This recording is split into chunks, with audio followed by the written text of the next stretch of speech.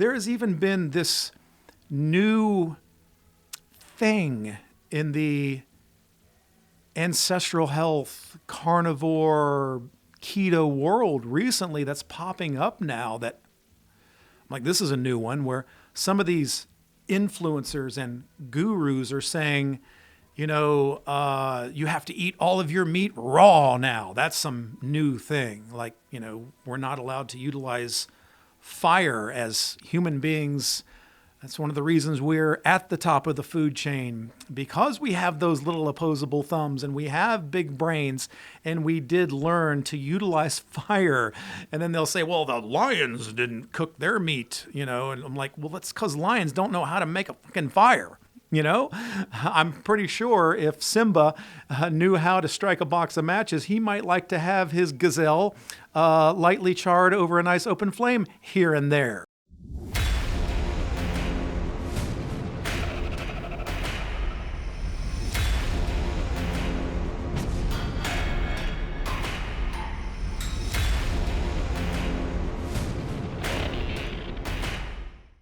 What's going on, everybody? Coach Rob here.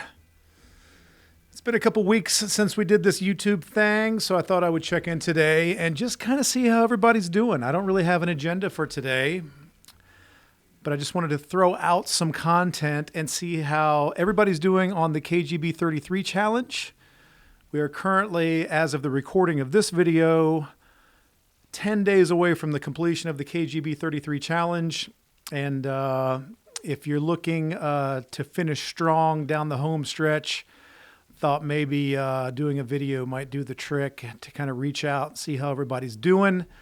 This has been one of the coolest things we've done, especially in the realm of challenges that I've issued over the years, because just to see so much incredible feedback, especially in the Facebook group, the Ketogenic Bodybuilding Facebook group. We have a new Facebook group specifically for those of you who are more on the carnivore side of things, living that kind of a hyperprimal life, as I like to call it. We've got a new Facebook group there. Of course, that'll be in the description of the video as well. So we'd love to have you over there if you kind of do the carnivore thing. It's for anybody who's involved in a hyperprimal nutrition way of eating, and we'll talk a little bit about that today too. Would love to have you there, but just to see the incredible things that people are doing on this challenge. I never expected to see so many people posting videos and pictures of them out rucking. I thought that might be the one thing that people would be like, I'm not going to do that. I'm not going to figure out how to strap a bunch of weight on my back or go buy a pack or whatever the case may be.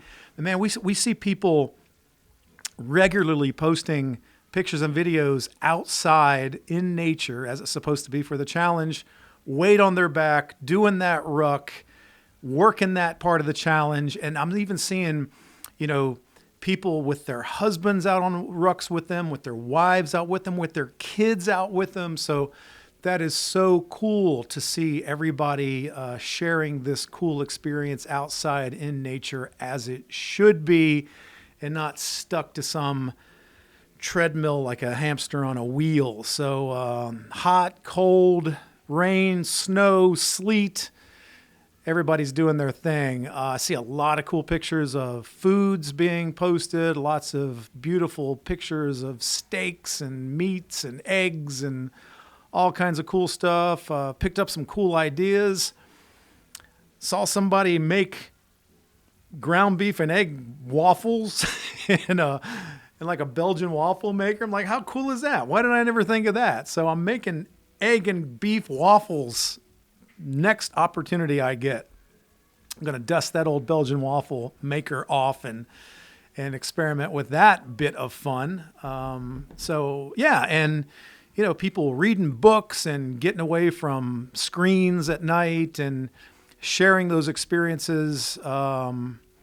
It's really, really been cool. And, this is really just going to be a trial run for what I think will be the coolest thing I've ever issued. And it's going to be the Apocalypse Challenge.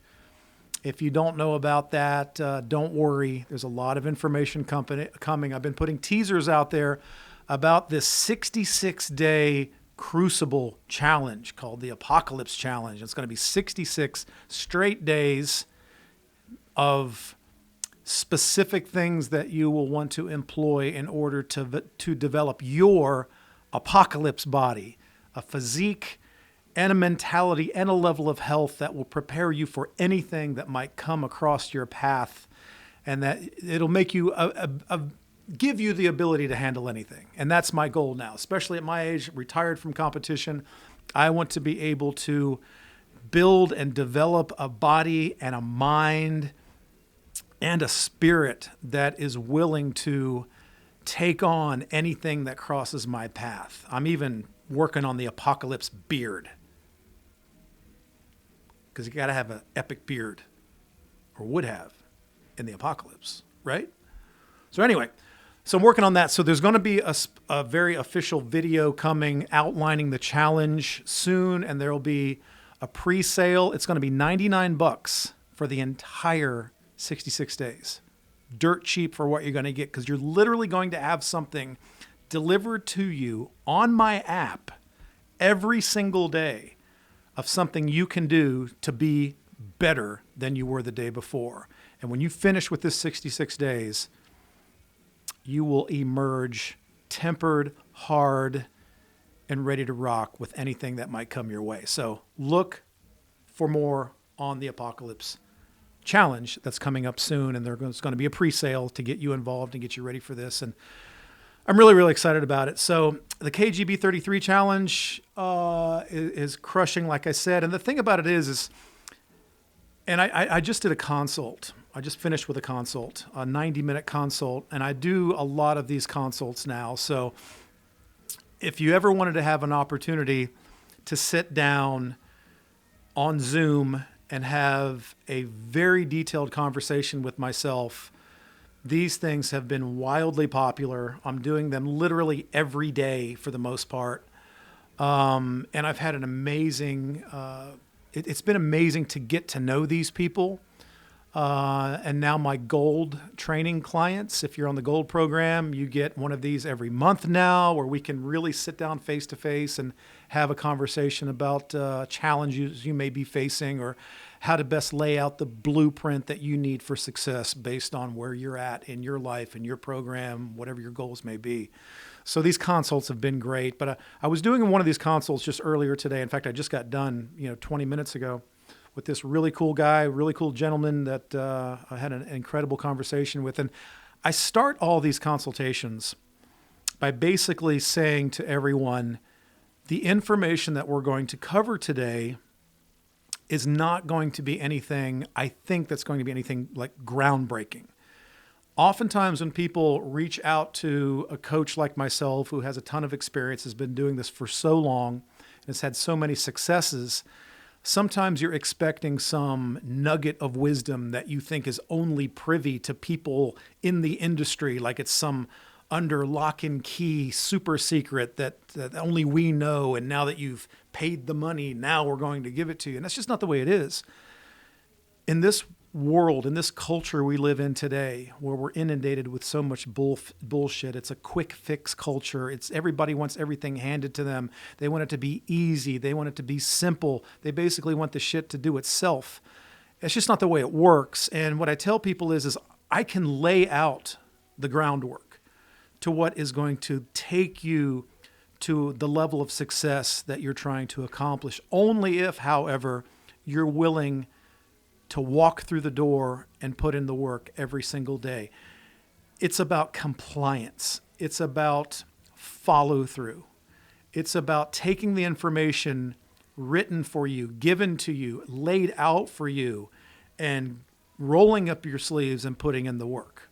And the blueprint isn't that difficult. But again, having that level of accountability in your coach, somebody that you trust, can walk the walk with you, who's been in the trenches and done this with real people in real time, for many, many years, sometimes that's invaluable to have that person there, to have that safety net that you can reach out to keep you on the path and make sure you don't go off into the weeds and break off from the plan and have the whole thing derail. So that's half of my job, is working alongside these people, blue collar approach and getting the damn work done. So the approach itself is not that simple. Let's talk about that approach. Just to reiterate, so so we're clear. It's not a secret. It's about putting in the work. And a lot of people don't want to hear that. They want to hear that it's easy. They want to hear that it's a simple plan. There has even been this new thing in the ancestral health, carnivore, keto world recently that's popping up now that, like, this is a new one where some of these influencers and gurus are saying, you have to eat all of your meat raw now. That's some new thing. Like, we're not allowed to utilize fire as human beings. That's one of the reasons we're at the top of the food chain, because we have those little opposable thumbs and we have big brains, and we did learn to utilize fire. And then they'll say, well, the lions didn't cook their meat, and I'm like, well, that's because lions don't know how to make a fucking fire. I'm pretty sure if Simba knew how to strike a box of matches, he might like to have his gazelle lightly charred over a nice open flame here and there. Maybe kind of a medium rare, or maybe sear it and then finish it off for about 10 minutes after, but in the brick oven. But no, I mean, if you're one of these people that likes to dabble in some raw foods every once in a while to dig into your primal instincts, then so be it. I don't have a problem with that. But to come out and make everything that you are about and make that shift to where you're chastising people for cooking their meat, then you've got some serious issues, and you're probably doing people more harm than good. If you want to travel off in some weird outlier tangent community of cult leaders that just wants to sit and do nothing all day but eat raw meat, then more power to you. But thank you. I'll have mine medium rare. Thank you, please. There's another thing that has kind of cropped out among some of these people in that community as well, where they're encouraging people to be sedentary, inactive. You don't need to train. You don't need to be active. Our ancestors were very sedentary. They didn't move around a lot. They didn't exert themselves too much. And that was one of the keys to their health and longevity. I don't think I need to go on too deep of a tangent or a tirade here to explain all the reasons why that is exquisite bullshit, okay? There was a lot of work being done in sort of short burst format and intervals, and these people walked everywhere, and they're in many cases living, in the environment, in direct sunlight. And there were periods where they were wanting to conserve their strength, I would certainly assume, in order to be able to take on whatever obstacle might lie in their path throughout their daily living, where they would need to conserve their strength for the things that might be there to literally threaten their lives. So I'm not ever going to tell you to stop lifting heavy things. I'm not going to stop you from getting out and walking around and doing some cardio. I'm not going to go down that road. Don't worry. I'm not going to drink that fucking Kool-Aid, okay? I'm going to continue to tell you what I believe is going to give you the greatest benefit each and every day of your life to be the best genetic version of yourself that you can possibly be. And that's a short list. And I've got it right here. I've got the list right here. And it's nothing you don't already know. And if you're doing the challenge, then you're doing these things anyway. And a lot of these things are going to be broken down in meticulous detail on my Apocalypse Challenge coming up in March. Anyway, so let's go down that list. And once again, number one, if you do some version of these 8 things that I have listed here, that I talk to my consultation clients about in explicit detail, or I talk to my coaching clients about in explicit detail, and I break these things down and I give you these things in meticulous detail throughout all of your programming, it's nothing you're going to find unusual, but sometimes you need to have it broken down. You need to be pushed and encouraged and motivated to get up and do these things and follow through on a regular basis. So what are those things? It's very, very simple. It's nothing you haven't heard before, but repetition is the mother of skill. And sometimes you need to hear these things over and over again. And sometimes may take the third or fourth time of me beating you over the head with this shit for you to get up and take action. Number 1, eat an animal-based diet free of excess carbohydrates, sugar, and seed oils. Not difficult. And guess what? You can cook it. you know, I'm not saying burn it to a crisp and eat lumps of charcoal, but cooked meat is okay. We clear on that? Good. Eat an animal-based diet free of excess carbohydrates, sugar, and seed oils. Listen, I eat, if you're going to define me with the way that I consume food through the hole in my face every single day, you could call me a hypercarnivore. And in fact, when I was, really part of the ketogenic movement with my ketogenic bodybuilding and the way I was eating with the ketogenic style diet I was eating when I was competing, that was still hypercarnivore. Hypercarnivore, by definition, is consuming 70% or more of your food from animal-based sources. Now, you can play with that 30% any way you like, but that 30% that may not be animal-based, if you choose to go that much, it still can't be shit. Let me go ahead and point out the obvious here, just so we're clear. If you take in 70% of your nutrition throughout the day from animal-based sources, meats, eggs, fish, full-fat dairy, if you can tolerate that, butter, tallow, ghee, all of these things, don't make the other 30% Pop-Tarts and gummy bears. But if you want to include some occasional vegetable matter in, and I've got what I feel are going to be the best choices on my food list, that food list is available at my blog website, hyperprimal.com. It's free for everybody. I would prefer a certain level of lower oxalate vegetables or low sugar fruits, if you want to include that. Or if you're one of these people where you do find benefit from having a very small amount of specific carbohydrate matter around your hard training efforts, well, then I've given a list of some of what I believe are the most beneficial and cleaner, if you will, versions of those carbohydrates. Some people don't need any at all. Some need a little. Your tolerance may vary. So you have to assess that. But I'm not saying to eat steak and eggs and fish and Greek yogurt and aged cheese and then go eat pizza. That's a cheat. That's not part of your daily routine. So for me, my hypercarnivore meal program is probably, I would have to believe, in the 90% realm. I may have a handful of organic berries in a cup of full-fat plain Greek yogurt a couple times a week. I always tell the story of my wife's cabbage.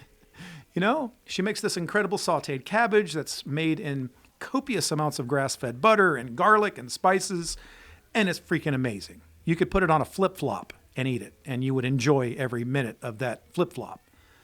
I may have that on occasion. I'm not going to sit here and be one of these zealots that's going to tell you that you can only have meat, salt, and water. If you choose to do that, I'm fine with that. I think you could live a very productive life doing that.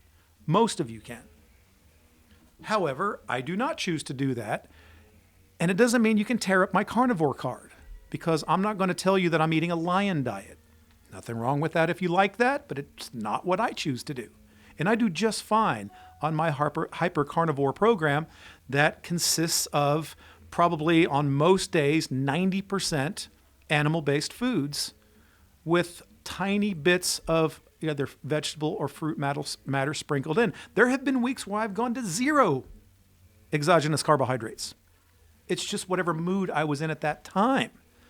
So that's where we land. If you like my content, if what I say resonates with you, and I will say that one of the best compliments I get when I do these consultations, when I work with these people, is they do get the sense that I'm always being real with them, that I'm no bullshit, and I'm not.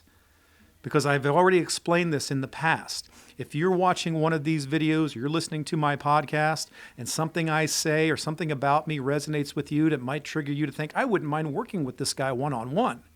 And then maybe you pull the trigger and you do that, and we establish a coaching relationship.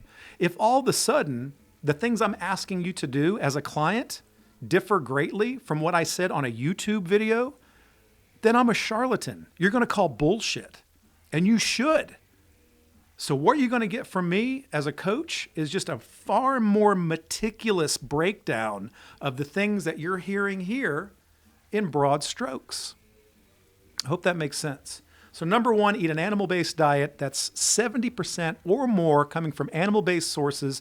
And if you want a good list for those foods that work so well for me and many of my clients, it's free, hyperprimal.com. Check it out. Number two, lift weights 2 to 4 days a week, high intensity, short duration. No.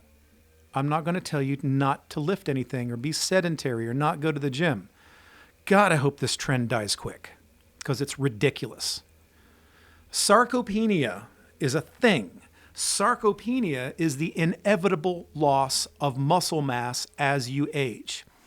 If you are a human breathing oxygen and sustaining life, you will experience sarcopenia.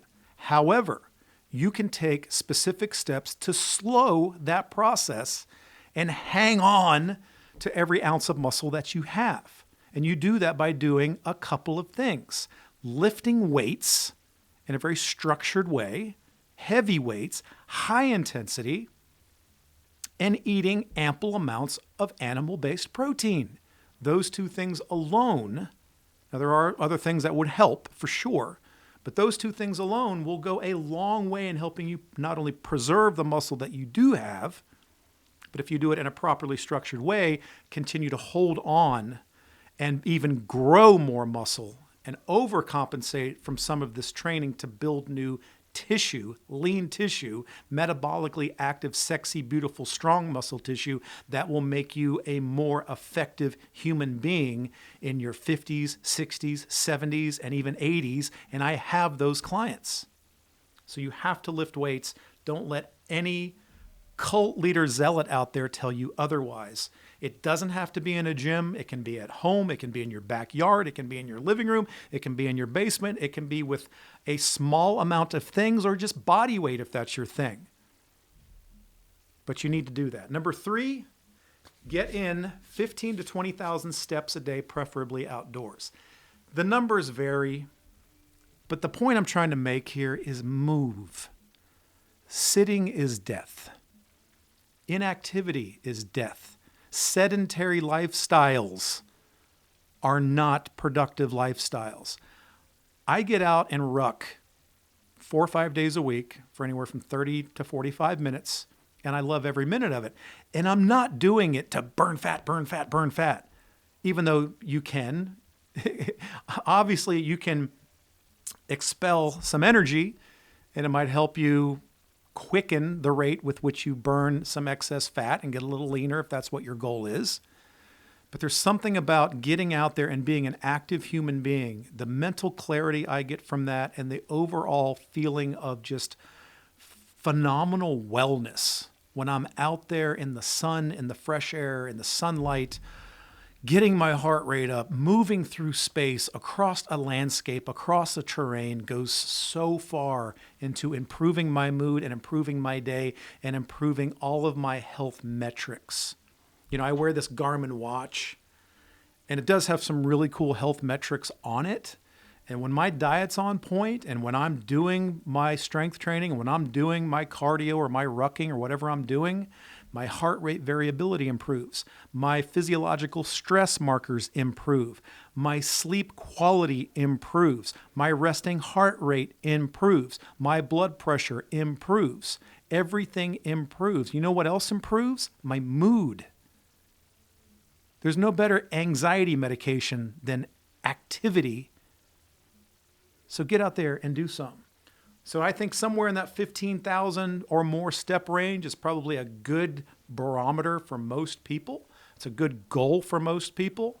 So just get the hell out there and do it. And there's something that makes you feel super badass when you do it when it's like 9 degrees. Or for me, what I actually enjoy doing, and some people think I'm insane, but that's fine. There are times where I will go rucking in the middle of freaking July at 2 o'clock in the afternoon in the direct sun when the effective heat index off the pavement might be over 100 degrees. But man, when that ruck is over, yeah, I feel pretty badass. I like challenging myself. It's human nature. It's in that DNA of yours. Now I'm getting fired up. Get adequate daily sun exposure. Hell, that could go in with your cardio, your walking, your rucking, whatever you're doing. Get that vitamin D on your skin. Synthesize that vitamin D with the healthy cholesterol that you get from your animal-based diet. Nothing but incredible good is going to come for that. I believe that nearly every human being on Earth is deficient in vitamin D. It's an epidemic, that and magnesium. You're going to take great strides in improving your health, your vitality, everything by increasing that vitamin D and getting that adequate sun on your skin without sunscreen. Without sunscreen. Because that stuff can be toxic. That's an endocrine disruptor. It's a destroyer. Environmental toxins are crushing us these days. Try to get as free and clear with that shit as you possibly can. So, daily sun exposure is important. If you can get 30 minutes in direct sunlight over at least 80% of your exposed skin from those months, maybe in like May to September, if you do that on a very regular basis, that can be enough to sustain you through those winter months when you're not getting as much direct sunlight. And we're now seeing the research on this. So get out in the sun. Adequate sleep in a dark room. Listen, our ancestors didn't have fluorescent light. They didn't have blue light stimulation. They had the sun and they had fire. And they slept in dark caves and dark huts and dark whatever structures, sometimes just under the stars. And their circadian rhythm by default was perfection because it couldn't be anything otherwise, because they lived by the sun rise and the sun set, and they were in that, that nature setting that lended to peak health, So adequate sleep in a dark room is important. Sleep disruption is a disruptor to your overall health, vitality, and success. It's going to disrupt recovery processes. So we try to make sure that we're in a very cool, extremely dark room where we can get deep, adequate sleep. And I mentioned my Garmin watch that I use. My sleep quality increases substantially when I'm adhering to these 8 principles on a regular basis. So try that experiment yourself if you use one of these smart watches and see how yours might improve as well. And that goes with the next one, limit blue light stimulation. What I tell people to do to begin with this is, and it's part of the challenge if you're doing the challenge, is you want to try to limit blue light stimulation from screens for at least an hour before your head hits the pillow. I've experimented with this over the years many times. I've done this with clients, and the results can be staggering. So if I go to bed at, say, 9 o'clock, then at least a minimum, I'm going to try to not be behind any screens from a minimum of 8 p.m. onward. And then if I go to bed at 9, that was an hour that I wasn't behind screens and blue light stimulation. So ideally, if you can read a book by more amber light and less white light or any blue light, then that's going to be very beneficial to your sleep quality and your recovery and your endocrine system. So I would like to, I like to read a book under amber light before I go to bed. Sometimes the best thing to do is to sit in the backyard by a fire pit and just relax and look at the stars or talk to my dogs or, interact with family. And then I notice that my sleep is far more restful, and every good thing that happens from what you've put into your day will be accentuated if you get that good quality sleep and limit that exposure to that blue light stimulation that is wrecking our natural circadian rhythm. So give that a whirl. Number 7 is limit alcohol. Listen, I'm not here to be the booze police. Part of the KGB 33 challenge is to limit it for 33 days or cease it for 33 days. But even beyond that, it's not any big secret that I like to occasionally have a glass of fine bourbon, scotch, or whiskey myself. But I make sure that I'm not taking it to a place where I am intoxicated or it is affecting all of the other things that I do in order to be the best genetic version of myself at my age that I can possibly be. So for me, it might be a little bit of bourbon on a Saturday night with a fine steak and a good cigar. And then I try to limit it to that. So if you find that you're having, a couple of drinks a night or half a bottle of wine or 2 or 3 beers, and that's become part of your coping mechanism to reduce stress, then you don't need a coach. You need a therapist or a 12-step program. And I've said that in the past. And I'm joking a little bit, but at the same time, I'm not. But because this can be a huge disruptor in your success. And you may be that one person out there listening to this that this resonates with, that, if you could back that way back and limit that greatly, only good things are going to come from that. So limit alcohol considerably if you're trying to be the best version of you that you can possibly be. And then number 8, make time for fun and relaxation.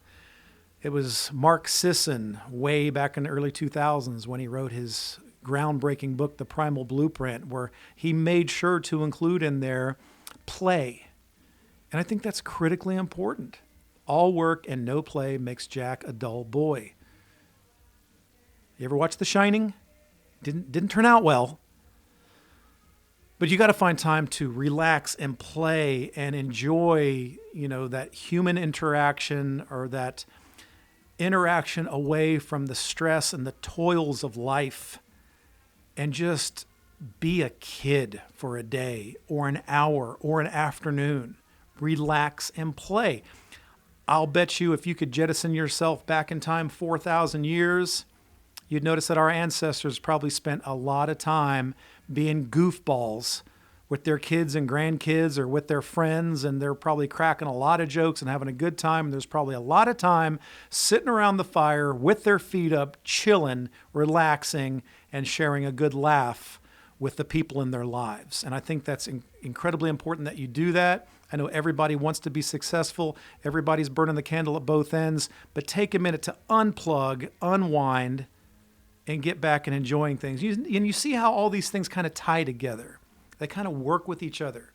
There's a synergy, there's a symbiosis to this. And it's important that you follow these rules. And they're not rules in terms of rigid things that are going to take away from your life, but they're things that are going to free you from many of the things that are derailing your success. So I call it living a hyper-primal life, but you have to understand that this is in the 21st century. Nothing in our culture today is as it was hundreds of years ago or thousands of years ago. It's not the same. Everything from the soil we grow food in, to the animals we butcher, to the air we breathe, to the things that we're surrounded with the electronics and the artificial light. And the things we put on our bodies, these endocrine disruptors, these products that are going to disrupt everything within your body from the outside in. They all play a part. They all take a toll. So think about these things. God bless my wife. She's very diligent in making sure that she researches everything that goes onto our skin and our body, everything from antiperspirants and deodorants to the soaps we use and any lotions we use or shampoos, or things I put in my beard, for God's sake. We make sure that these things come from natural sources that don't have these environmental toxins in them that are literally leaching into your skin and disrupting your hormonal production and your overall vitality and performance. These things matter. It's part of the decline in testosterone in men. There's a movement to take away masculinity and strength and honor and courage. We can't allow that to happen. There's nothing positive about that trend. It's important that you incorporate these things into your life. And we can go well beyond that as well. But I think starting with these 8 things is important to getting you down the road to achieving your genetic potential.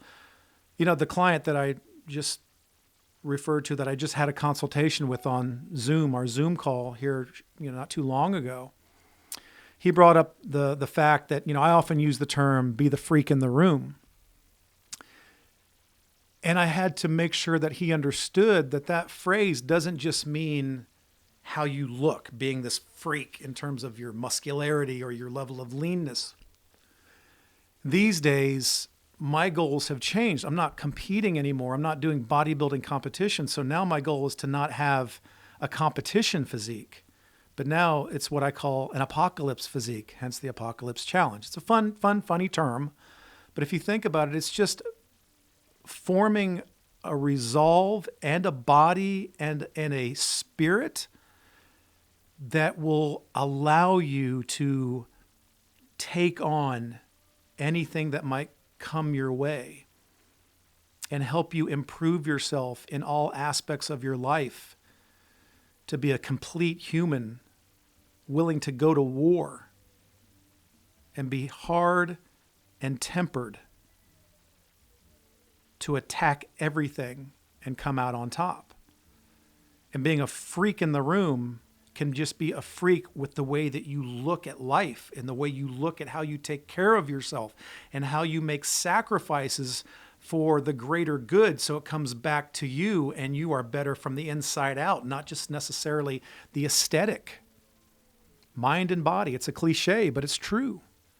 So these 8 things are a good start for you being the freak in the room, because inevitably in this culture today where we want everything quick fix and everything has become so weak and watered down and synthetic, unfortunately, you're going to find yourself surrounded by people that might be trying to bring you down to their level, and they're only doing that to justify their laziness so they don't feel guilty for not doing the things that you're trying to do to better yourself. Do not let those influences happen. And if you stay the course, what you're going to find is some of those people who are trying to bring you down to their level and derail you are secretly going to start seeking you out and tapping you on the shoulder and whispering in your ear and saying, hey, so what are you doing? Maybe, tell me a little bit more about this way you're eating or these workouts you're doing, or why you're shutting your phone off and sitting out in the parking lot and soaking up sun during your lunch break instead of, sitting behind freaking TikTok. Not only will you be bettering yourself, maybe you can rub off on somebody else. Because if we're not changing people and if we're not doing good things at the grassroots level, one person at a time, then we're not going to have a whole lot of success as a whole, as a culture. So do your part. I try to do mine. I'm going to leave it at that today, guys. I just wanted to click on the camera and interact with you a little bit today because I've missed it. And if I'm not doing these at least once a week, I do start to miss it. But I couldn't do any of this without your support, and I really appreciate it. If you would just please do me the honor. We got a lot of returning visitors to shows, I've noticed. If you would hit that subscribe button and help push these algorithms around to push this content to other like-minded people or somebody who might need to hear this, I would truly appreciate that. Hit the notification bell and leave a comment. That also helps a lot, and I really, really appreciate it. And, if you want some accountability, if you want some coaching, if you want somebody who's willing to, strap up and go to war with you in the trenches, then maybe look into one of my coaching programs as well. There's something there for everybody. RobGoodwin.com has all that stuff on there. So again, I appreciate your time, and there's going to be a video coming up talking about the Apocalypse Challenge and some other interviews I've got lined up that are coming up. So stay tuned. I told you 2023 was going to be a cool year for this channel, and I intend to deliver on that promise, hopefully every single week. So until that time, until the next video, train hard, diet harder, but above all else, do whatever it takes to have a great day.